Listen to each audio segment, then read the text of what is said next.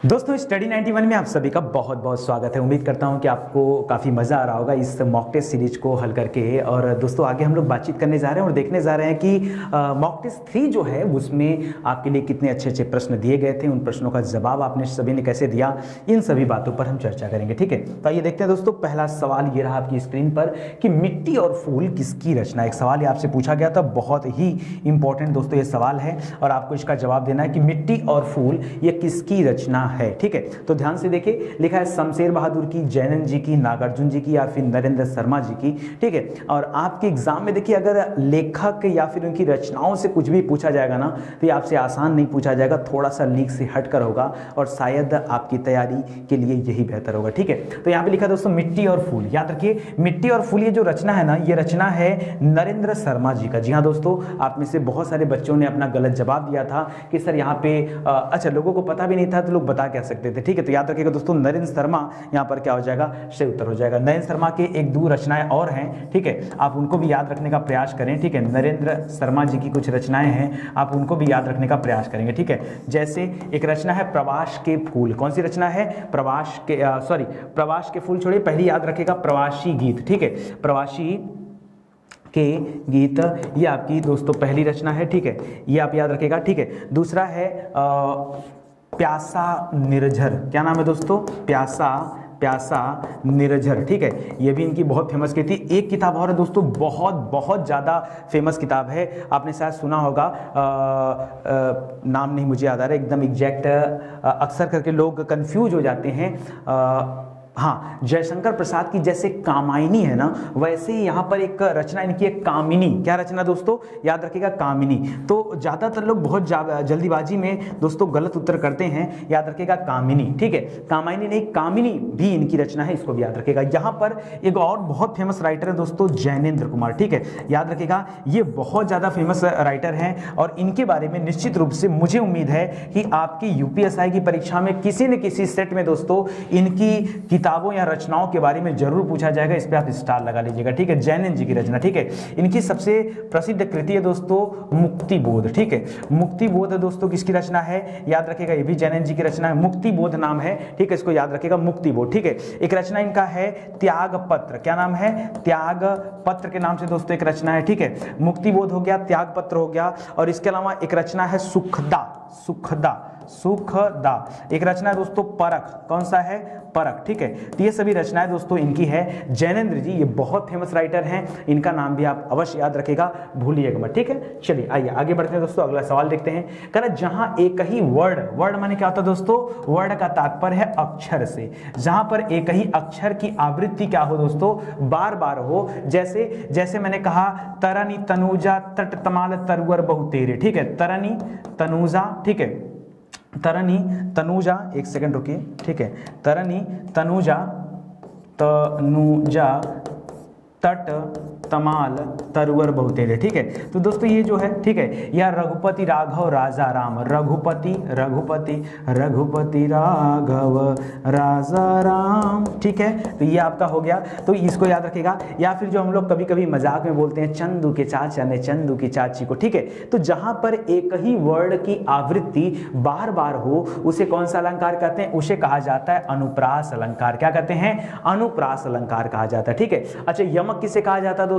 यमक अलंकार तब आता है जब एक ही शब्द के कई सारे अर्थ हो, जैसे कनक कनकतः सौगुनी मां दत्ता आदि का। एक कनक कथ जो है सोना और दूसरे कनक कथ धतूरा। ठीक है, चलिए तो ऑप्शन आसान है, दूसरा बताता हूं। ठीक है, काली घटा का घमंड घटा। ठीक है, काली घटा यानी काले बादल का, घमंड घटा यानी कम हो गया। दोनों घटा का तात्पर्य अलग अलग है। एक घटा का मतलब क्या है दोस्तों, समझ रहे हैं? ठीक है, या फिर जैसे मैंने कहा 3 बेर खाती थी वो 3 बेर खाती है। ठीक है, तो ये सभी में क्या हो जाएगा? यमक अलंकार। श्लेष अलंकार क्या होता है? जहां पर एक ही शब्द में कई सारे अर्थ चिपके होते हैं। ठीक है, वहां पे होता है श्लेष अलंकार। ठीक है, ये सभी चीजें आप याद रखेगा। और उपमा अलंकार में जहां पर उपमा देने की बात की जाती है वहां पर आपका हो जाता है उपमा अलंकार। ठीक है, श्लेष अलंकार का जो सबसे बढ़िया उदाहरण आप ले सकते हो, ठीक है, वो कर सकते हो रहीमदास जी का। दोस्तों आप एक लाइन सुना होगा आपने, बहुत अच्छी लाइन है, रहीमदास जी की लाइन है, पानी गए न उबरे मोती मानुष चून। ठीक है, आपने सुना होगा पानी कई बार आपसे परीक्षा में पूछा जाता है, ठीक है,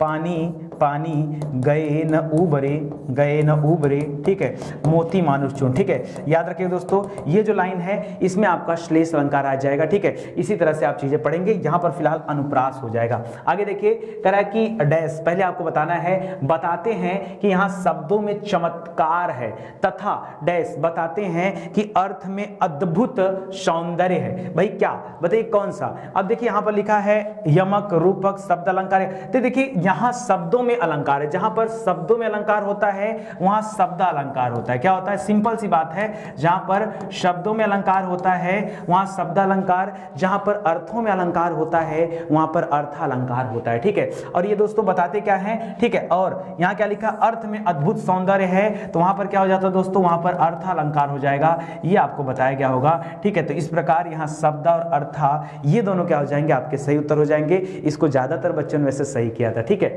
आइए अगले सवाल का जवाब दीजिएगा। चौथा सवाल है आपकी स्क्रीन पर, ध्यान से सोचिए समझिए बताइए। हिंदी साहित्य के किस भाव को व्यभिचारी भाव भी कहा जाता है? हिंदी साहित्य के किस भाव को व्यभिचारी भाव भी कहा जाता है, ठीक है। लिखा है विभाव को, अनुभाव को, अस्थाई भाव को या संचारी भाव को, ठीक है। दोस्तों आपने रस पढ़ा होगा, रस में सारी चीज आपको बताई गई हैं। जो संचारी भाव होता है इसको व्यभिचारी भाव के नाम से भी जाना जाता है। किसको? याद रखिएगा, संचारी भाव को व्यभिचारी भाव के नाम से भी जाना जाता है। क्यों?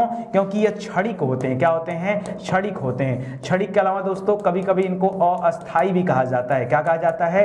अस्थाई भी कहा जाता है। क्यों? ये ज्यादा समय के लिए नहीं होते हैं, ये क्षणभंगुर होते हैं, ठीक है, पारस्त्रित होते हैं। क्यों? ये दूसरों पर आश्रित होते हैं, ठीक है। तो याद रखिएगा संचारी भाव हो जाएगा आपका। आगे देखिए, ज्यों ज्यों पटु झटकती हठती हंसती नचावती नयन, त्यों त्यों निपट उदार हूं फगुआ देत वनयन। पंक्ति में कौन सा अनुभाव है? बाप रे बाप, पूछा भी तो आपसे क्या पूछ लिया? अनुभाव पूछ लिया। रस पूछता तो शायद बता देते, श्रृंगार रस होता, करुण रस होता, विभत्स होता, कुछ भी होता, बताने का प्रयास किया जाता, लेकिन यहां पर आपसे क्या पूछा? अनुभाव। तो परीक्षा के लेवल को आप ध्यान में दीजिए, हमेशा आप रस के चक्कर में केवल अस्थाई भाव पर अपने आप को मत समेटिए, आप आगे बढ़िए, ठीक है। लिखा है ज्यों ज्यों पटु झटकती हटती नसती नचावती नयन। दोस्तों यहां पर होगा कायिक अनुभव, ठीक है। अच्छा, अब बात आती है कि कायिक अनुभव होता क्या? आप कहेंगे सर आपको कैसे पता? देखिए यहां पता करने जैसी कोई चीज नहीं, ठीक है। याद रखिएगा, जहां पर नायक नायिका, ठीक है, मैं आपको तरीका बता रहा हूं, जहां पर नायक नायिका, ठीक है, एक दूसरे से क्या कर रहे हो, याद रखिएगा, मिलते जुलते, हंसते, झटकती पटकती, हंसी ठिठोली, ठीक है, ये सब जो कार्य होते हैं ये कायिक अनुभाव के अंतर्गत आते हैं दोस्तों। ये आपको पढ़ाया गया होगा, ठीक है। अगर आपने नहीं पढ़ा है तो चीजें कहीं ना कहीं क्या है, गड़बड़ है, आप ध्यान देने की आवश्यकता है। अब देखिए यहां लिखा है ज्यों ज्यों पटु झटकती हठती, हठत माने क्या हो जाता है? हट करना, हंसती माने हंसना, नचावती यानी अपने नैनों को इधर उधर नचाता, यानी नैनों में जो बातचीत हो रही है, इस बातचीत के दौरान क्या हो रहा है, कोई गुस्सा कर रहा है, कभी इसको मनाया जा रहा है, ठीक है, कहीं प्यार दिख रहा है, ठीक है, कहीं हंसी टिटोली हो रही है, और ये सब कायिक अनुभव में होता है, ये आप जानिएगा। तो सिर्फ ये इसका जवाब होगा, ठीक है। आगे देखिए, कह रहा छंद कितने प्रकार के होते हैं? बहुत सारे बच्चों ने यार यहां पर भी गलती किया, ठीक है। जनरली को के लोग क्या करते हैं, अलंकार कितने प्रकार के होते हैं लोगों को पता होता है, रस कितने प्रकार के होते हैं ये भी लोगों को पता होता है, ठीक है, लेकिन छंद कितने प्रकार के होते हैं ये जनरली लोग क्या कर देते हैं दोस्तों, स्किप कर जाते हैं। याद रखिएगा, यहां पर अगर आपसे कभी भी पूछे कि छंद कितने प्रकार के होते हैं तो बताइएगा दोस्तों, छंद कुल 3 प्रकार के होते हैं। कितने प्रकार के होते हैं? 3 प्रकार के होते हैं छंद, ठीक है। कौन कौन से छंद होते हैं, ठीक है, याद आया या पढ़ने के बाद आपने ढूंढा कि नहीं? चलिए कोई बात नहीं दोस्तों, याद रखिएगा, पहला छंद होता है दोस्तों वर्णिक छंद। कौन सा होता है दोस्तों? वर्णिक छंद, ठीक है। दूसरा होता है दोस्तों मात्रिक छंद, ठीक है, वर्णिक छंद हो गया, मात्रिक छंद हो गया, और तीसरा होता है दोस्तों मुक्त छंद। क्या होता है? मुक्त छंद। ये 3 प्रकार के दोस्तों छंद होते हैं, इसको आप ध्यान दीजिएगा, ठीक है। तो यहां पर क्या हो जाएगा, आपका हो जाएगा ऑप्शन नंबर 2, ये आपका सही उत्तर हो जाएगा कि छंद कितने प्रकार के होते हैं। तो क्या बताएंगे, छंद 3 प्रकार के होते हैं, वर्णिक छंद, मात्रिक छंद और मुक्त छंद, ठीक है, याद रखिएगा। आगे दोस्तों छंद से ऐसे ही नए नए प्रश्न आते रहेंगे, तो आपको बहुत सारी बातें सीखने को मिलेगा। कर अंधे पीसे कुत्ते खाए, ठीक है, अंधे पीसे कुत्ते खाए, ठीक है, इस लोकोक्ति का अर्थ क्या है, ठीक है, यानी पीस कोई और और रहा है, खा कोई और रहा है, ठीक है। यानी बेहिसाब काम करना, या असावधानी से अयोग्य को लाभ, या लाचारी का अनुचित लाभ, अपना माल लुटाना। याद रखें दोस्तों, अंधे पीसे कुत्ते खाए, इसका तात्पर्य है बेहिसाब काम करना, ठीक है। अंधे पीसे कुत्ते खाए, जनरली यहां पर भी लोगों ने बहुत सारी गलतियां किया, मुझे नहीं पता क्यों गलतियां किया, लेकिन शायद आपको याद रखें यहां पर थोड़ा सा ध्यान देना चाहिए, ठीक है। यहां पर अंधे पीसे कुत्ते खाए, ठीक है, यही ना, ठीक है, गलत है, ठीक है। सुनिए ध्यान से, अंधे पीसे कुत्ते खाएं, थोड़ा सा लॉजिक लगाया करिए। ज्यादातर बच्चों ने देखा कि या तो बेहिसाब किया है या तो अपना माल लुटाना। अच्छा, मैं आपके कॉमन सेंस भी बताऊं, आपने क्या सोचा है?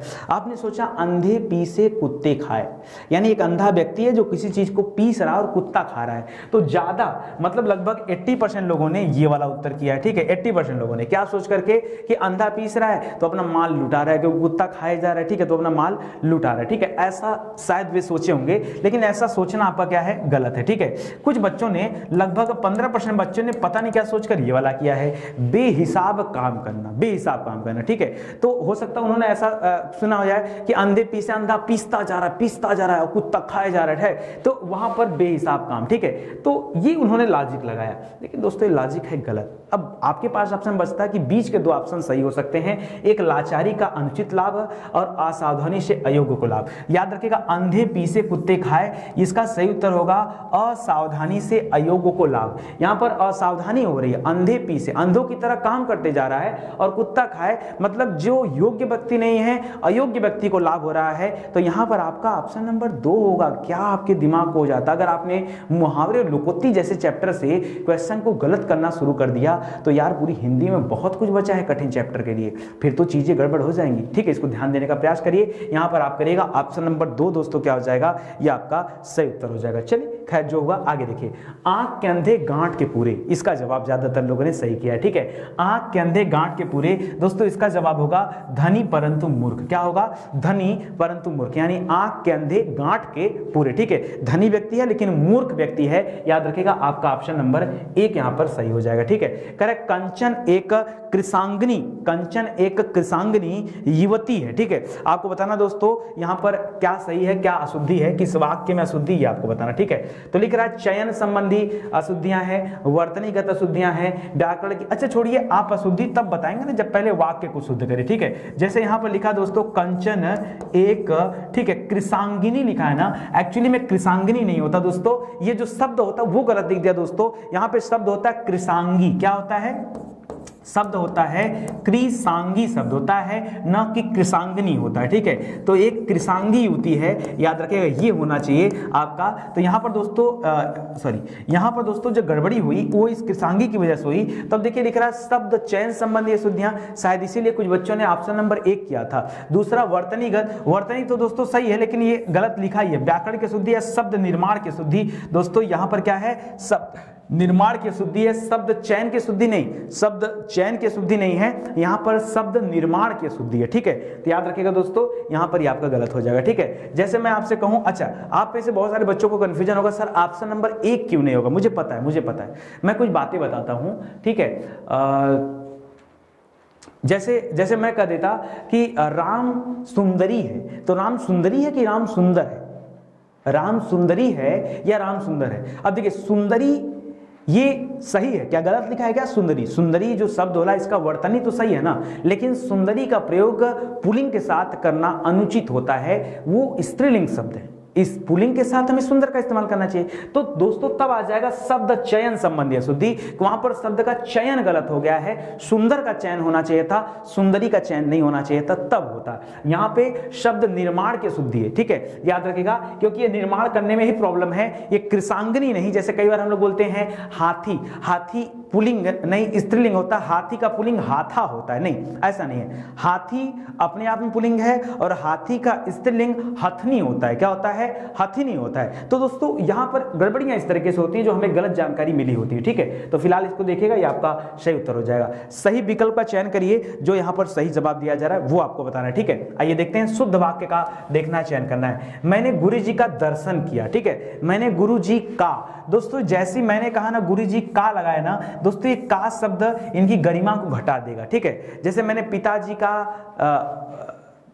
पिताजी का दर्शन किया, नहीं पिताजी का नहीं दोस्तों, का में गड़बड़ हो जाएगा, ये सही नहीं है, ठीक है। मैंने गुरुजी को दर्शन किया, फिर से गलत लिख दिया। मैंने गुरुजी को दर्शन किए, गलत है। मैंने गुरुजी के दर्शन किए, याद रखिएगा, मैंने गुरुजी के दर्शन किए, ये आपका सही होगा। ज्यादातर बच्चे वैसे कंफ्यूजन में 1 और 4 में गड़बड़ी कर रहे थे दोस्तों, तो याद रखिएगा 1 वाला आपका यहाँ पे गलत होगा, और सही क्या होगा दोस्तों, याद रखिएगा ऑप्शन नंबर 4 ही जो है सही होगा। चौथा वाला ऑप्शन यहाँ पे सही होगा, इसको ध्यान दीजिएगा, ठीक है। आगे बढ़िए। करा निम्नलिखित में से पूर्ण विराम चिन्ह को पहचानिए। अब यही सब रह गया है। पूर्ण विराम चिन्ह याद रखिए दोस्तों, ऐसे बनता है, ठीक है। इसके अलावा दोस्तों जो दूसरा वाला चित्र दे रहा है, ये वाला चिन्ह बताइए क्या है, ठीक है। अगर आपसे ये पूछता तो आप इसको कहते हैं अल्प विराम। क्या कहते हैं दोस्तों, अल्प विराम, ठीक है, अल्प विराम, ठीक है।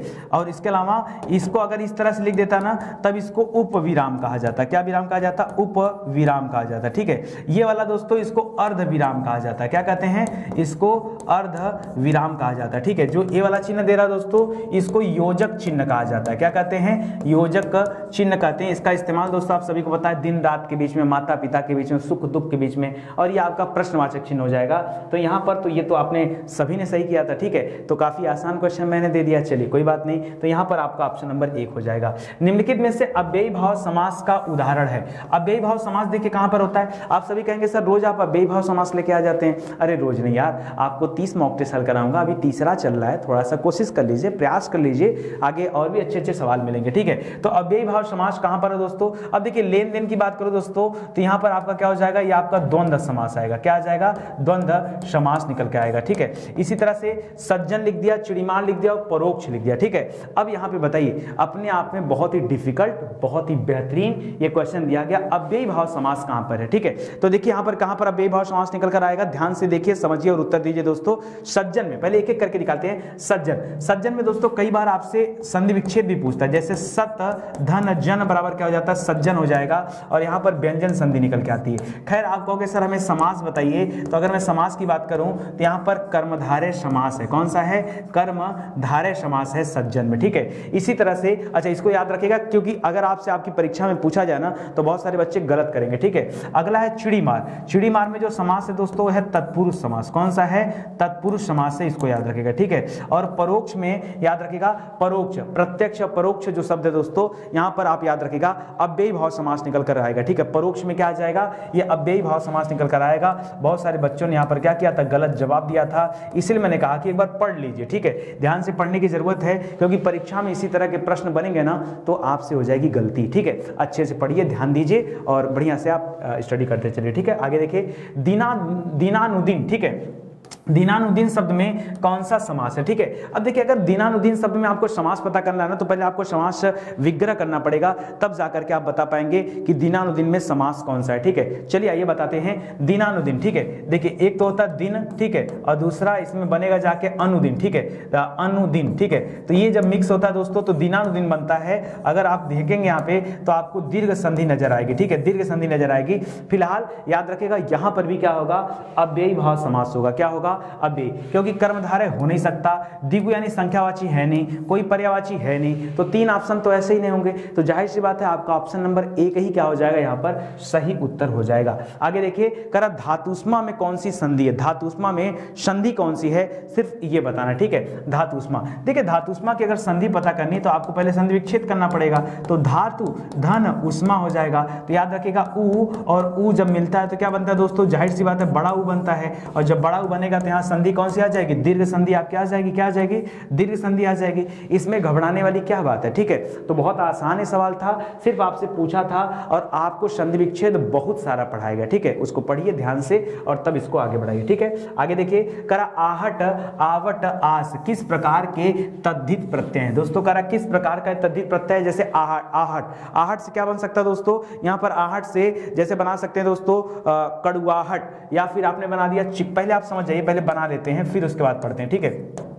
जैसे हमने लिख दिया कड़वाहट, ठीक है, कड़वाहट, ठीक है, या लिख दिया दोस्तों चिकनाहट, क्या लिख दिया, चिकनाहट, ठीक है, ऐसे करके बना लिया, ठीक है। दूसरा जैसे आवट, आवट से मैं क्या बना सकता हूं, जैसे मैंने लिख दिया सजावट, क्या बना दिया, सजावट, ठीक है। सजाना से आपका हो गया क्या, सजावट बन गया, ठीक है। क्या बन गया दोस्तों, सजावट हो गया। जैसे मैंने बोल दिया अमावट, आम से बन गया क्या, अमावट, ठीक है, अमावट। इसी तरह जो तीसरा दे रहा दोस्तों आस, ठीक है, आस से क्या क्या बना सकते हैं बताइए, आस, कुछ बनाइए, सोच समझ के बताने का प्रयास करिए, ठीक है। आज से क्या बन सकता है, आज से मिठास बना लीजिए, जैसे मिठास, ठीक है, मिठास। जैसे आप बना लीजिए दोस्तों खटास, ठीक है, मिठास, खटास, ठीक है, ये सब बन सकता है। अब दोस्तों आपसे पूछा जा रहा है, ये 3 शब्द से आपने बना तो दिया, आपसे प्रश्न पूछा दोस्तों इसमें किस प्रकार का तद्धित प्रत्यय है ये आपको बताना, ठीक है। तो देखिए अगर आप सजावट देखिए, मिठास देखिए, कड़वाहट देखिए दोस्तों, ये सब भाव होते हैं। कैसे होते हैं, ये सब भाव होते हैं। तो ये भाववाचक तद्धित आएगा।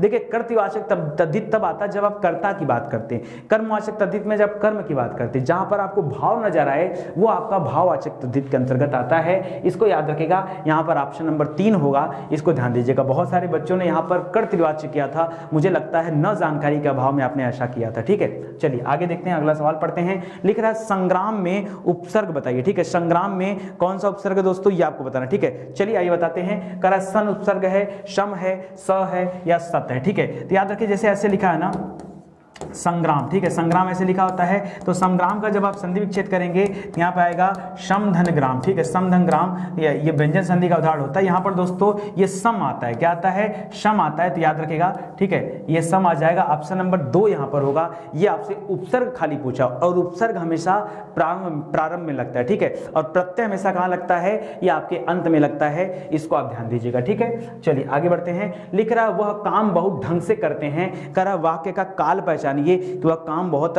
ढंग से करते हैं, ठीक है। काम बहुत, अब देखिए जाहिर सी बात है करते हैं लिखा है, तो अब देखिए भविष्यकाल तो होगा नहीं, क्योंकि भविष्यकाल में गा आता है, ठीक है, भूतकाल में था आता है, ठीक है, और भविष्यकाल में गा आता है। तो देखिए आपके सामने समझना चाहिए, आप झूठ मूठ के परेशान हो रहे थे, ये उत्तर बन ही नहीं सकता है। अब जाहिर सी बात है की वजह से ये सामान्य वर्तमान काल ही है, ये आपको ध्यान देना। तो ऑप्शन नंबर 1 होगा। ये बहुत आसान था, लेकिन बहुत सारे बच्चों ने इसमें फिर भी क्या कर दिया, गलतियां कर दिया, ठीक है। आइए हम लोग देखते हैं प्रेरणार्थक क्रिया, ठीक है। प्रेरणार्थक, अब देखिए प्रेरणार्थक क्रिया मैंने आपको बताया था, यहां पर एक प्रथम प्रेरणार्थक क्रिया होती है, एक प्रथम प्रेरणार्थक क्रिया होता है और एक द्वितीय प्रेरणार्थक क्रिया होता है, ठीक है, द्वितीय प्रेरणार्थक क्रिया होता है। ये आप 2 बातें आप जानते हैं, ठीक है। अब देखिए होना क्या है यहाँ पर दोस्तों, जैसे मैंने कहा दोस्तों एक सब, अब देखिए जैसे क्रिया हमने लिखा, एक क्रिया लिखा, मान लीजिए हमने लिखा पढ़ना, ठीक है, पढ़ना। अब पढ़ना में पृथक प्रेरणार्थक क्रिया क्या होगा, पढ़ाना, और द्वितीय प्रेरणार्थक क्रिया निकल के आती है दोस्तों पढ़वाना, क्या आता है, पढ़वाना, ठीक है। ऐसे ही जैसे मैंने लिख दिया लिखना, ठीक है, लिखना, तो यहां पर हो जाएगा दोस्तों लिखाना, क्या हो जाता है, लिखाना, और यहां पे हो जाता है लिखवाना, क्या हो जाता है, लिखवाना। उसी प्रकार से जब आप देखेंगे यहां पर प्रेरणार्थक क्रिया, तो देखिए एक शब्द होता है गिरना, ठीक है, गिरना, गिरना के बाद क्या हो जाएगा, गिराना, गिराना, ठीक है, और तीसरा क्या हो जाएगा, गिरवाना, ठीक है, गिरवाना। तो याद रखिए दोस्तों आपसे पूछा प्रेरणार्थक क्रिया, तो देखिए चमकना, ठीक है, चमकना, तो यहां पे आएगा चमकना, चमकाना, चमकवाना। तो दोस्तों ये क्रिया है, ये आपका क्रिया में आएगा। उठना आपका क्रिया है, देना आपका क्रिया है, गिराना आपका क्या है दोस्तों, ये आपके प्रेरणार्थक क्रिया के अंतर्गत आएगा। देखिए इस लाइन में आएगा, ठीक है। तो इसको याद रखिएगा। ऐसे आपसे हो सकता हो क्रिया पूछ दे, हो सकता हो प्रथम प्रेरणार्थक क्रिया पूछ दे, हो सकता हो खाली प्रेरणार्थक क्रिया पूछ दे, या हो सकता है द्वितीय प्रेरणार्थक क्रिया भी पूछ दे आपसे परीक्षा में। वो आप देखिएगा, उसको पढ़ के आप अलर्ट रहिएगा, तभी आप कर पाएंगे, ठीक है। आगे देखिए, करा निम्नलिखित विशेषणों में से संज्ञा को पहचानिए। ये जो विशेषण दे रहा दोस्तों, इसमें से ये सब हैं विशेषण, ठीक है। अच्छा, विशेषण की खासियत क्या होती है दोस्तों, जो संज्ञा और सर्वनाम की विशेषता बताते हैं दोस्तों, उन्हें क्या कहते हैं दोस्तों, उन्हें विशेषण कहा जाता है, ठीक है। तो अगर आपसे कुछ ऐसा प्रश्न यहाँ पे किया, तो आपको इसमें क्या करना होगा दोस्तों, आपको इसमें समझना पड़ेगा कि कैसे बनेगा, ठीक है। जैसे अब ध्यान समझिएगा, यहां पर आपसे पूछा है कि संज्ञा को पहचानिए, ठीक है। आइए पहचानते हैं संज्ञा को। अब देखिए जैसे आसमान, आसमान से शब्द बनाया आसमानी, क्या बनाया दोस्तों, आसमानी। तो दोस्तों आपको इधर वाले को पहचानने के लिए कहा जा रहा है, और इधर तो है नहीं, ये तो इधर दिया है, ठीक है। ऐसे ही आप आगे बढ़ेंगे, नियमित, पाश्चात्य और अनुशासन। तो मुझे जो नजर आ रहा है दोस्तों, विशेषण में से संज्ञा पहचाना है, तो अनुशासन दोस्तों यहाँ पे क्या है, अनुशासन यहाँ पे हो जाएगा संज्ञा, क्या हो जाएगा, ये हो जाएगा संज्ञा। देखिए इसके लिए आपको समझना पड़ेगा विशेषण विशेष्य का कॉन्सेप्ट, क्या पढ़ना पड़ेगा दोस्तों, विशेषण विशेष्य का कॉन्सेप्ट पढ़ना पड़ेगा। और मैं आपको परेशान नहीं करूंगा, मैं तुरंत आपको विशेषण और विशेष्य दोनों बताता हूँ, ठीक है, विशेष्य और विशेषण दोनों बताता हूँ, ठीक है। पहले तो आप जानिए कि विशेषण विशेष्य होते क्या है, ठीक है। विशेषण कहा जाता है जहां पर क्या होता है दोस्तों, जो संज्ञा और सर्वनाम की विशेषता बताता है, सर्वनाम की विशेषता बताता, उसे क्या कहा जाता है, उसे विशेषण कहा जाता है। और विशेष्य कहता है कि जिसकी विशेषता बताई जाए, जिसकी विशेषता बताई जाए, जिसकी विशेषता बताई जाए वो क्या कहलाता है दोस्तों, बताई जाए वो क्या कहलाता है दोस्तों, याद रखिएगा वो कहलाता है विशेष्य, ठीक है। यानी देखिए एक तरफ संज्ञा सर्वनाम की विशेषण बता रहा है, विशेषता बताएगा तो विशेषण हो जाएगा, और जिसकी विशेषता, तो किसकी विशेषता बताई जाती है दोस्तों, तो याद रखिएगा कोई ना कोई संज्ञा या सर्वनाम ही होगा जिसकी विशेषता बताई जाएगी, ठीक है, क्योंकि इसी की विशेषता तो बताता है, तो याद रखिएगा ये निकल के आता है। अगर मैं आपको एक एग्जांपल दूं, जैसे मान लीजिए मैंने एक शब्द लिखा, एक शब्द मैंने लिख दिया प्लानिंग या नियोजन, एक शब्द लिख दिया, क्या लिख दिया, नियोजन, ठीक है। तो नियोजन से जब आप इसको बनाएंगे तो यहां बनेगा नियोजित, क्या बनेगा दोस्तों, नियोजन से क्या बन जाएगा, एक शब्द बनेगा नियोजित, ठीक है। तो नियोजन आपका विशेष हो जाएगा, नियोजित यहां आ जाएगा, ठीक है। इसी तरह से आप देखिए ध्यान से, जैसे एक ले लिया हमने उपार्जन, क्या ले लिया, उपार्जन। अब जब यहां पे आएंगे तो ये बन जाएगा दोस्तों उपार्जित, क्या हो जाएगा, उपार्जन से क्या हो जाएगा बदल के, ये आपका उपार्जित हो जाएगा, इसको याद रखिएगा, ठीक है। इसी तरह से आपको बनता है तो ये अनुशासन है, अनुशासन से अनुशासित हो जाएगा, ठीक है। तो अनुशासन आपका विशेष है, ठीक है। तो याद रखिएगा पाश्चात्य आपका गलत दिया है, नियमित आपका गलत दिया, नियम से नियमित बनता है, ठीक है, आसमान से आसमानी बनता है, तो बाकी सब विशेषण दे रहा है, ये आपका विशेषण शब्द है, ठीक है, ये आपका विशेषण शब्द है। आपसे विशेष से पूछा है, चाहे आपसे ये पूछ दे कि संज्ञा को पहचानिए, भाई संज्ञा को पहचानिए, क्या संज्ञा सर्वनाम ही क्या है, विशेष से है, कुछ अलग से तो है नहीं, तो ये बहुत हाई स्टैंडर्ड पे जाके प्रश्न आपसे पूछा गया, ठीक है, ताकि आप गलती करो, क्योंकि यहाँ पर एग्जामिनर चाह रहा है कि नहीं आपको गलती करना चाहिए, ठीक है। करा हिमालय से गंगा निकलती है, ठीक है, करा इसमें से कौन सा कारक होगा, इसमें मैंने बताया था कि कोई चीज अगर किसी चीज से अलग हो जाए हमेशा हमेशा के लिए दोबारा जुड़ ना पाए, जैसे अगर मैंने कहा पेड़ से पत्ते गिरते हैं, एक बार अगर पेड़ से पत्ते गिर गए तो दोबारा नए पत्ते जरूर गिरेंगे, लेकिन वो पत्ता दोबारा जाके पेड़ में नहीं लगने वाला, ठीक है।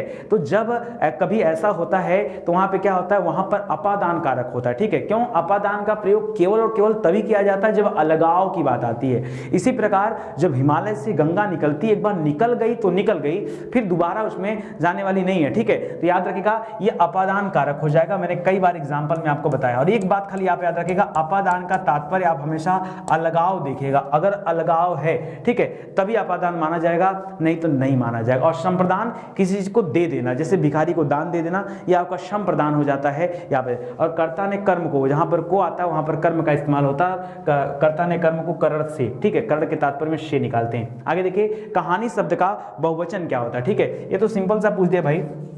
हाँ, कॉन्सेप्ट आप जरूर देखेंगे, कहानी में हमेशा बड़ी की मात्रा, लेकिन जब आप इसका बहुवचन बनाएंगे तब हो जाएगा कहानियां, लेकिन ये मात्रा छोटी की लग जाएगी, इसको गलती से आप भूलिएगा मत, ठीक है। क्योंकि जनरली मैं कैसे एक एग्जांपल जैसे मान लीजिए लिखा है नदी, ठीक है, नदी को जब आप बहुवचन बनाएंगे तो नदियां होगा, तब इसका मात्रा जो है दोस्तों याद रखिएगा, द के ऊपर जो बड़ी की मात्रा थी अब वो छोटी की मात्रा हो जाएगी और यहां लग जाएगा, तब इसका बहुवचन बनेगा। उसी प्रकार यहां भी है, इसको ध्यान रखिएगा, गलती मत कीजिएगा, ठीक है। तो यहां पर आपका ऑप्शन नंबर 2 दोस्तों ये क्या हो जाएगा, आपका सही उत्तर हो जाएगा। करा लिंग की दृष्टि से दही क्या है, ठीक है, दही क्या है, मैंने बताया था दही छाछ सब क्या होते हैं दोस्तों, ये अपवाद के केस में आता है, ठीक है, ये अपवाद के केस में, इसीलिए आपसे पूछा भी जा रहा है। दही जनरली क्या करते हैं, आप लास्ट में देखते हैं ई है तो आप कहते हैं स्त्रीलिंग है, लेकिन ऐसा नहीं दोस्तों, दही क्या है, दही आपका पुल्लिंग है, क्या है दोस्तों, याद रखिएगा दही आपका क्या है, ये आपका पुल्लिंग है, और ये आपका पुल्लिंग के अंतर्गत आएगा, न कि स्त्रीलिंग के अंतर्गत आएगा, ठीक, इसको आप जरा ध्यान से देखिएगा, ठीक है। इसी तरह से कुछ चीजें हैं, जैसे नदी, हमेशा नदी को तो हम लोग क्या बोलते हैं, नदी हमेशा आपका स्त्रीलिंग लिया जाता है, ठीक है, लेकिन इकारांत संज्ञाएं जो जितने जैसे नदी हो गया, रोटी हो गया, टोपी हो गया, ये सब होते हैं, ठीक है। लेकिन कुछ अपवाद हैं, अपवाद में जैसे सबसे बड़ा अपवाद दोस्तों दही, आपसे परीक्षा में पूछा जाता है, क्योंकि ज्यादातर लोग गलत करेंगे, ठीक है। एक अपवाद और ले लीजिए, जैसे ले लिया घी, जनरली लोग क्या करते हैं, घी को अपना जो है स्त्रीलिंग मानते हैं, लेकिन ऐसा नहीं, घी क्या होता है दोस्तों, ये पुल्लिंग की श्रेणी में आता। और एक झटकेदार बातें बताऊं, हाथी, अभी थोड़ी देर पहले हाथी हथनी बोला था ना, हाथी भी क्या होता है दोस्तों, ये भी आपका पुल्लिंग के अंतर्गत ही आता है, ठीक है। तो इसको थोड़ा ध्यान दीजिएगा, गलती मत कीजिएगा। यहां पर आपका फिलहाल क्या हो जाएगा, ऑप्शन नंबर 2 दोस्तों ये सही हो जाएगा, ठीक है। करा जिस संज्ञाओं से एक ही प्रकार की वस्तुओं या व्यक्तियों का बोध होता है उन्हें क्या कहते हैं, ठीक है, जिस संज्ञा से, देखिए जैसे मैंने कहा पहाड़, तो पहाड़ का तात्पर्य उसमें सभी तरह का पहाड़ है। जैसे मैंने कहा नदी, तो नदी का तात्पर्य सभी नदियों से होगा। जैसे मैंने कहा महासागर, तो उससे सभी महासागरों की बात होगी, ठीक है। जैसे मैंने कहा देश, तो सभी देशों की बात होगी, ठीक है। तो दोस्तों ये इसको कहा जाता है जातिबोधक, ठीक है, जातिबोधक कहा जाता है। व्यक्तिबोधक तब होता है जब पर्टिकुलर नाम लेते हैं, जैसे भारत एक देश है, अमेरिका एक देश है, तब व्यक्तिवाचक हो। जैसे गाय, जैसे हिमालय पर्वत, आपने नाम जैसे लिया, जैसे गंगा नदी, ठीक है, तो याद रखिएगा तब ये व्यक्तिवाचक हो जाएगा। लेकिन जब आप पहाड़ बोलोगे तो उसका मतलब है पहाड़ पूरा एक समुदाय हो गया, ये इसके अंतर्गत आता है, ये जातिबोधक हो जाता है, ठीक है। इसको समझिएगा, गलती मत कीजिएगा। भाव आने तो भाव हो जाता है बुढ़ापा, गुस्सा, प्यार, मोहब्बत। द्रव्यवाचक जो लिक्विड आइटम होते हैं, तेल हो गया, ठीक है, दूध, दही, ये सब चीजें होती हैं यहाँ पे, ठीक है। तो याद रखिएगा यहाँ पर आपका जातिवाचक हो जाएगा, यानी ऑप्शन नंबर 2 यहाँ पर क्या होगा, सही हो जाएगा, ठीक है। कर विचित्र के 3 समानार्थी शब्द दिए गए हैं और उसमें से एक समानार्थी शब्द नहीं है, ठीक है। और आपको बताना है कि कौन सा समानार्थी यहाँ पर नहीं है, केवल वो बताना, ठीक है। और किसका दिया दोस्तों, विचित्र का दिया, ठीक है। अब देखिए विचित्र को क्या क्या कहा जाता है, ठीक है, ये समानार्थी। तो याद रखिएगा, लोग कहते हैं ना विचित्र, विचित्र का तात्पर्य दोस्तों भिन्न भी होता है, ठीक है। बड़ा विचित्र आदमी है, ठीक है, बड़ा भिन्न आदमी है, यानी जो लीक से हट करो, अलग टाइप का हो, ठीक है।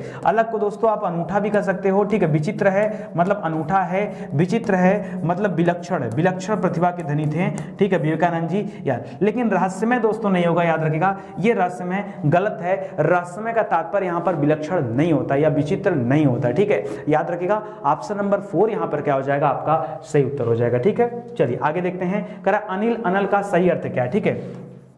अनिल की बात करें दोस्तों, तो अनिल का तात्पर्य क्या होता है, वायु होता है, क्या होता है, वायु होता है। लेकिन अनल, अनल में क्या होता है दोस्तों, याद रखिएगा, ये मात्रा जल गया है, ऐसे करके याद रखिएगा, ये अग्नि का होता है, ठीक है, अग्नि। तो वायु और अग्नि कर लीजिएगा, हवा और अग्नि या वायु और अग्नि, यानी ऑप्शन नंबर 1 यहाँ पर हो जाएगा। कई सारे बच्चों ने ऑप्शन नंबर 2 कर लिया, मुझे लगता है जल्दीबाजी में केवल उनका उत्तर गलत हो गया, जानते सब थे। कई सारे बच्चों ने ना ये दूसरा वाला ऑप्शन कर लिया, ठीक है, केवल कंफ्यूजन में कि यार मात्रा वाले में अग्नि था या वायु था, ठीक है। तो याद रखिएगा, ये मात्रा जल गया, आग में जल गया, तब इसलिए मात्रा यहाँ पे, नहीं तो अनल को अग्नि कहा जाता है और अनिल को वायु कहा जाता है, ठीक है। चलिए आगे बढ़ते हैं दोस्तों, अगला सवाल करिए। लिख रहा है निम्नलिखित में से कौन सा शब्द अनेकार्थक है। जो अनेकार्थक शब्द दोस्तों वो आपको बताना है, ठीक है। तो लिख रहा है दोस्तों अभियान, आयु, अधिक और अर्थ, ठीक है। और आप साथ में भी बताइए कि भाई अनेकार्थक है तो उसका तात्पर्य और क्या क्या है, ठीक है। तो जैसे दोस्तों यहाँ पे मैं बताऊं, यहाँ पे देखिए आपका उत्तर होगा अर्थ, ठीक है। अब देखिए अर्थ के कई सारे मीनिंग होते हैं, ठीक है। जैसे कई बार अर्थ को दोस्तों धन कहा जाता है, ठीक है। क्या कहा जाता है दोस्तों, कई बार अर्थ को क्या कहा जाता है, धन कहा जाता है, ठीक है। लोग कहते हैं तुम्हारे पास कितना अर्थ है, ठीक है, धन कितना है, ठीक है।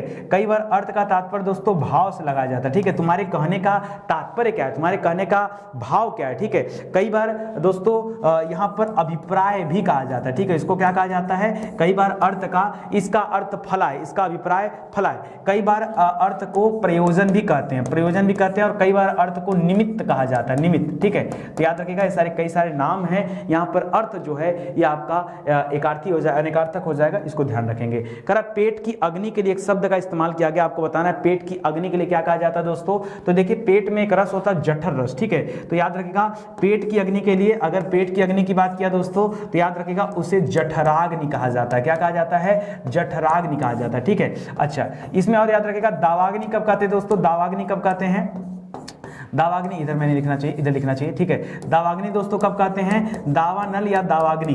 दावानल याद रखिएगा जब जंगलों में कभी आग लगती है ना, जब कभी जंगल में आग लगती है, ये आग लगने की बात है, जब कभी जंगल में आग लगता है तो याद रखिएगा उसे क्या कहा जाता है, उसे दावाग्नि कहा जाता है। जब जंगल में आग लगता है तब, ठीक है। जब कभी आपने सुना नहीं होगा, लेकिन जब कभी समुद्र में आग लगता है, हाँ जब कभी समुद्र में आग लगता है तब उसे बड़वाग्नि कहते हैं। क्या कहते हैं, बड़वाग्नि कहते हैं, ठीक है। समझिए, अगर नहीं समझा है, पहली बार पढ़ रहे तो घबराइए मत, ठीक है, इसको याद रखिएगा। और ये जो मंदाग्नि दे रहा है ना चौथा, याद रखिएगा ये भूख लगने को कहा जाता है, ठीक है। भूख लगने को क्या कहा जाता है दोस्तों, मंदाग्नि कहा जाता है, ठीक है। जब कभी कोई भूख में जल रहा हो तो उसे क्या कहते हैं दोस्तों, भूख भूख में नहीं, जब भूख लगेगा दोस्तों तो जठराग्नि होगा। ये याद रखिएगा भूख लगने पर है, भूख लगने पर है, ये भूख न लगने पर है। क्या है, ये भूख न लगने पर, ठीक है। तो ये दोनों अंतर है, एक दूसरे का अपोजिट है, याद रखिएगा। यानी भूख न लगने वाली बीमारी को क्या कहा जाता है, मंदाग्नि कहा जाता है, ठीक है। और जब लग गया तो उसे जठराग्नि कहा जाता है, ठीक है,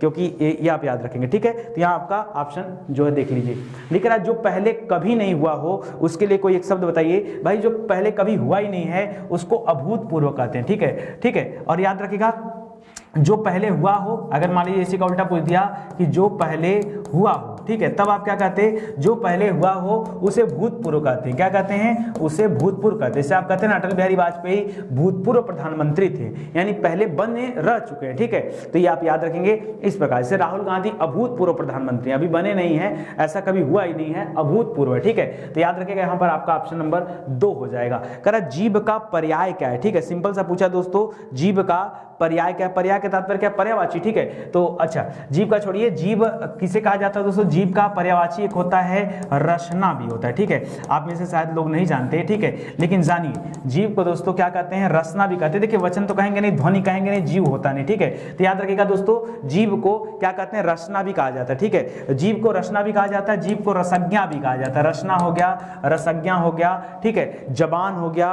वाणी हो गया, वाणी भी कहा जाता है, वाणी हो गया, आत्मा भी कहा जाता है। ठीक है, जीव को। ठीक है, ये सब जीव के नाम है। फिलहाल तो यहाँ पर आपका रचना हो जाएगा, ऑप्शन नंबर 2 ये आपका सही उत्तर हो जाएगा। ठीक है, आगे बढ़िए। कर गंदा, मैला, मलिन, ये किस शब्द का पर्यायवाची है। ठीक है, क्या क्या लिखा है, गंदा, गंदा, गंदा हो गया या गंदला हो गया, एक ही बात है। ठीक है, या मैला हो गया, मलिन हो गया, ये किसका पर्यायवाची दोस्तों, याद रखेगा पंकिल का पर्यायवाची। पंकिल का तात्पर्य यही आता है। ठीक है, याद रखेगा पंकिल का। ठीक है, यहाँ पर धवल मत करिएगा, धवल साफ सुथरा को कहा जाता है। ठीक है, तो इसको ध्यान दीजिएगा, ये आपका हो जाएगा। श्री गणेश का विलोम क्या दोस्तों, श्री गणेश, यानी किसी कार्य को आरंभ करने को दोस्तों यहाँ क्या कहा जाता है, यहाँ कहा जाता है श्री गणेश करना। ठीक है, और जब आप किसी कार्य को समाप्त करते हैं दोस्तों, तब उसे कहा जाता है इतिश्री होना। क्या होना, इतिश्री होना, यानी उस कार्य का समाप्त होना। ठीक है, तो याद रखें दोस्तों, इसका विलोम हो जाएगा इतिश्री। ऑप्शन नंबर 2 यहाँ पर क्या होगा, आपका सही उत्तर हो जाएगा। निम्नलिखित तत्सम तद्भव में से जो त्रुटिपूर्ण हो दोस्तों उसको पहचानना है, जो गलत है उसको आपको खाली पहचानना है। ठीक है, आइए गलत कौन सा पहचान करते हैं, घृत का घी। ठीक है, इधर आपका ये तत्सम दिया है, ये आपका तत्सम दिया है एक तरफ, और एक तरफ आपका तद्भव दिया हुआ। ठीक है, तो देखिए घृत माने घी होता है, सही है। ठीक है, और हमने घी के बारे में पढ़ा कि घी दोस्तों पुल्लिंग होता है या अपवाद में भी है। ठीक है, पुल्लिंग होता है। ठीक है, त्वरित माने तुरंत होता है, तिक्त माने तीखा होता है, लेकिन उष्ट्र माने ऊट नहीं होता, उष्ट्र माने नहीं होता दोस्तों, याद रखिएगा उष्ट्र माने होता है। क्या ऐसे लिखा जाता है और तब ये होता है। ठीक है, ये उष्ट्र लिखा है दोस्तों, तो इसको पहचानिए, इसलिए आपका क्या हो गया, आपका गलत हो गया। ऑप्शन नंबर 2 यहाँ पर क्या हो जाएगा, सही हो जाएगा। नीचे दिए गए तत्सम तत्वों में से फिर से एक बार त्रुटिपूर्ण आपके सामने दे रहा है, और कौन सा त्रुटिपूर्ण है ये आपको बताना है। ठीक है, वचन का बैन हो गया, कपाट का कपड़ा हो गया, पुराण का पुराण हो गया, गंभीर का गहरा हो गया। ठीक है, यहाँ पे आपको जो गलत है दोस्तों वो आपको बताना है। ठीक है, ध्यान से पढ़िए। ठीक है, कौन सा होगा ये बताना। ठीक है, अब जैसे लिख दिया दोस्तों वचन का बैन, यहाँ देखिए कपाट का तात्पर्य दोस्तों कपड़ा नहीं होता है, कपाट का तात्पर्य जैसे कपड़ा दोस्तों अलग हो जाएगा, कपड़ा यहाँ पर करपट माने हो जाएगा कपड़ा। ठीक है, कपाट का तात्पर्य दोस्तों किवाड़ होता है। क्या होता है, किवाड़ होता है। क्या होता है, किवाड़ होता है। ठीक है, तो याद रखिएगा, इस वजह से यहाँ पर क्या हो गया, आपका फिर से एक बार ऑप्शन नंबर 2 गलत हो गया। इसको ध्यान दीजिए। देखिए मैं इसलिए आपको पढ़ा रहा हूँ मेहनत से ना, आप समझिए आपसे गलती कहाँ हुई है, आपको बहुत ध्यान देने की आवश्यकता है, और डेली ईमानदारी से आप सभी पेपर दिया करिए। ऐसा नहीं कि पेपर देते समय कापी कलम किताब उठा लें और सब ढूंढ ढूंढ के आंसर लिखें, नहीं, ऐसा काम आपको नहीं करना है। आपको मेहनत से डेली जो है हल करना है। निम्नलिखित शब्दों में से यौगिक शब्दों की पहचान करिए। ठीक है, जो यौगिक शब्द दोस्तों केवल उसकी आपकी पहचान करना है, कौन सा है। देखिए मैंने आपको टाइप बताया था। ठीक है, कि कितने प्रकार के शब्द होते हैं दोस्तों, तो मैंने बताया था 3 तरह के शब्द होते हैं। एक होता है ऋण शब्द, दूसरा होता है योग ऋण शब्द, योग रूढ़ शब्द, और तीसरा होता है दोस्तों यौगिक शब्द। ठीक है, तो याद रखिएगा दोस्तों। अच्छा, इसमें अंतर क्या होता है दोस्तों, अंतर ये होता है ऋण का खंडन नहीं किया जा सकता, उसको अलग अलग नहीं किया जा सकता। ठीक है, और योग रूढ़ में मैंने बताया था तरीका आपको यहाँ पर्यायवाची होता है। ठीक है, तो आपका ये दोनों है नहीं। आज आपसे तीसरा सवाल पूछ रहा है कि यहाँ पर यौगिक कौन है, और यौगिक मैंने बताया था आपको कि यहाँ संधि विच्छेद करके बनाए जाते हैं, 2 शब्दों को जोड़ा जाता है। तो याद रखिए परमौषधि, यानी परम धन औषधि बराबर परमौषधि, आपका सिर्फ ये 2 शब्द जुड़ा हुआ दिख रहा है, परम और औषधि, इस वजह से आपका ये क्या हो जाएगा, चौथा वाला उत्तर हो जाएगा, और यही आपका क्या हो जाएगा, राइट आंसर हो जाएगा। ठीक है, वहीं अगर मैं मुरलीधर और की बात कर लूं, तो मुरलीधर कहा जाता है भगवान श्री कृष्ण को, ये एक पर्यायवाची हो गया, और पर्यायवाची की वजह से दोस्तों इसको कहा जाएगा योग रूढ़। ठीक है, याद रखिएगा पंकज, जिस शब्द वर्ड के अंत में दोस्तों ज लगा हो वो कमल का पर्यायवाची होता है। तो याद रखिएगा ये पंकज कहने का तात्पर्य कमल है, यानी इसका तात्पर्य क्या हो गया दोस्तों, यह आपका योग रूढ़ शब्द हो गया। ठीक है, इसी तरह से जो पुस्तक है इसको आप आप तोड़ नहीं सकते, इसका खंडन नहीं कर सकते, तो ये आपका खाली रूढ़ शब्द आ जाएगा और परमौषधि जो हो जाएगा दोस्तों ये आपका यौगिक हो जाएगा। ठीक है, समझिए मैं हर पॉइंट के क्वेश्चन इसलिए आप सभी के सामने लेकर आता हूं कि आप जानिए, अगर आप खाली संधि, विलोम शब्द, पर्यायवाची पढ़ने में लगे तो आपका गलतफहमी है, आपको इन सब चीजों को भी पढ़ना चाहिए। ठीक है, इससे भी आपके परीक्षा में प्रश्न पूछे जाएंगे। ठीक है, चलिए आगे बढ़िए। करा दिए गए शब्दों में जिसकी वर्तनी शुद्ध है वो आप बताइए कि किसकी वर्तनी यहां पर शुद्ध है। ठीक है, लिखा है दोस्तों सर्वोत्तम।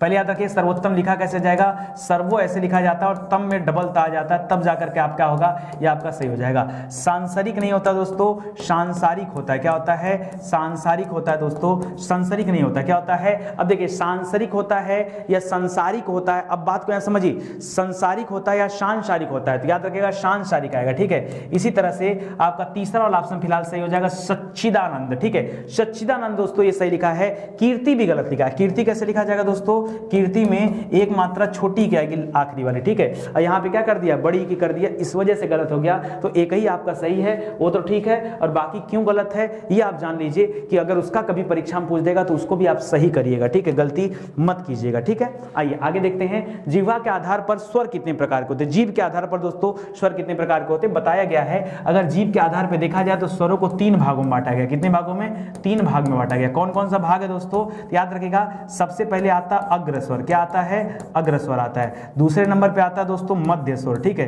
दूसरे पे आता है मध्य स्वर और तीसरे पे आता है दोस्तों पश्च स्वर। कैसे याद करेंगे दोस्तों, याद रखिएगा जब जिह्वा के आगे वाले भाग का इस्तेमाल करके कोई वर्ड उच्चारण किया जाता है तो वह अग्रस्वर कहा जाता है, जब बीच वाले का करते हैं तब मध्य स्वर कहा जाता है। जैसे आगे वाले से कैसे, जैसे एग्जांपल के लिए अगर मान लीजिए आपसे पूछ ही दिया तो क्या बताएंगे दोस्तों, जैसे मैंने कह दिया ए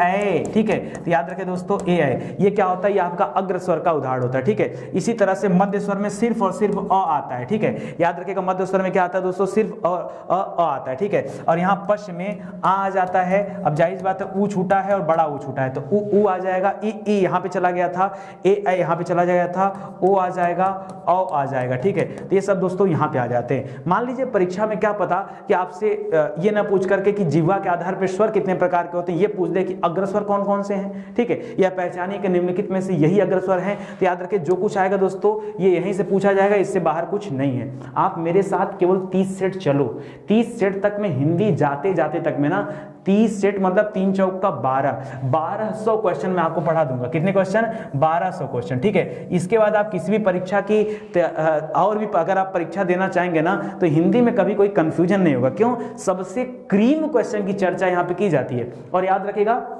इन सभी के लिए दोस्तों आपके परीक्षा के जो सबसे महत्वपूर्ण जितने चैप्टर हैं, जैसे मैंने सर्वनाम के भी क्वेश्चन रखे, मैंने विशेषण विशेष का भी क्वेश्चन रखा, मैंने वाक्य शुद्धि का भी क्वेश्चन रखा, मैंने काल का, वचन का, लिंग का, कोई चैप्टर छूटा, छंद का, रस का, अलंकार का। आप सोचो कि नितिन सर ने क्या नहीं लिया, अपने टेस्ट पेपर में हिंदी में कौन से चैप्टर का क्वेश्चन शामिल नहीं किया। आप खाली देखो इसको ध्यान से, ठीक है, आपको ऑटोमेटिक समझ में आ जाएगा। आगे देखिए, कह रहा रीतिकाल के कवियों की काव्य भाषा क्या थी दोस्तों, सिर्फ आपको यही बताना है कि उनकी भाषा क्या थी। देखिए मैंने आपको बताया दोस्तों कालखंड कुल 3 थे। सबसे पहले दोस्तों आया था आदिकाल, ठीक है, आदिकाल, उसके बाद आया भक्ति काल। ठीक है, क्या आया, भक्ति काल। दोस्तों याद रखिएगा इसी भक्ति काल को स्वर्ण काल कहा जाता है। इसी भक्ति काल को क्या कहते हैं दोस्तों, ये स्वर्ण काल कहा जाता है। इसको भी ध्यान दीजिएगा, पूछा जाता है कभी कभी। और तीसरे नंबर पे आता है दोस्तों रीतिकाल। क्या आता है, रीतिकाल आता है। और चौथे नंबर पे आपका आ जाता है दोस्तों आधुनिक काल। क्या आता है, आपका आधुनिक काल आ जाता है। ठीक है, अब आपसे पूछा दोस्तों रीतिकाल के कवियों की काव्य भाषा क्या थी, तो रीतिकाल के कवियों में की जो काव्य भाषा थी ये थी ब्रज भाषा। क्या थी दोस्तों, ये ब्रज भाषा बोलते थे, या इनकी जो रचनाएं मैक्सिमम मिली दोस्तों वो आपके ब्रज भाषा में रचनाएं मिली है, ये आप याद रखिएगा। ठीक है, अच्छा अब मान लीजिए परीक्षा में कुछ और भी पूछ सकता है। ठीक है, आइए मैं आपको तरीका बताता हूं कुछ, ठीक है, कुछ अच्छे अच्छे सवाल बताता हूं। मान लीजिए परीक्षा में आपसे पूछता है रीतिकाल, तो चलो आज आपने पढ़ा, आपने बता दिया भाई ब्रज भाषा। ठीक है, मान लो परीक्षा में ये पूछ दे कि भक्ति काल के जो कवि थे उनकी भाषा क्या थी, तब क्या बताएंगे, तब आप बताइएगा कि भैया इनकी भाषा अवधी थी। याद रखिएगा भक्ति काल की भाषा कैसी थी दोस्तों, अवधी थी। और इनकी भाषा कैसी थी दोस्तों, याद रखिएगा ये आपका सॉरी भक्ति, हाँ रीतिकाल की हो गया। ठीक है, आधुनिक काल की भाषा कौन सी थी, तो उनकी भाषा दोस्तों खड़ी बोली थी। थी, कौन सी थी? खड़ी बोली भाषा थी, ठीक है, खड़ी बोली भाषा थी, ये भी याद रखिएगा। आदिकाल की बात करें दोस्तों तो आदिकाल में यहाँ पर कुछ और नहीं है, ठीक है, याद रखिएगा। आदिकाल में क्या था कि जैसे पृथ्वीराज रासो हो गया, परमाल रासो हो गया, तो वो ज्यादातर चीजें वीर रस में लिखी गई थी, तो वहां पर और कोई भाषा बोली का वर्णन नहीं। इसी 3 का आपसे परीक्षा में पूछा जा सकता है। आगे बढ़िए, लिख रहा खड़ी बोली को प्रधानता देने में सबसे ज्यादा योगदान किसका रहा? ठीक है, ब्रह्म समाज का रहा, प्रार्थना समाज। ब्रह्म समाज की स्थापना दोस्तों 1828 में किसने किया है? राजा राम मोहन राय जी ने किया। किसने? राजा राम मोहन राय जी ने किया, ठीक है। इसके अलावा प्रार्थना समाज की स्थापना किसने किया दोस्तों? तो याद रखिएगा देवेंद्र जी ने किया है, देवेंद्र नाथ ठाकुर जी ने, याद रखिएगा प्रार्थना समाज, ठीक है। और भी बहुत सारे प्रार्थना समाज में एम जी रानाडे वगैरह थे, वगैरह थे, इसमें कई लगते, ठीक है।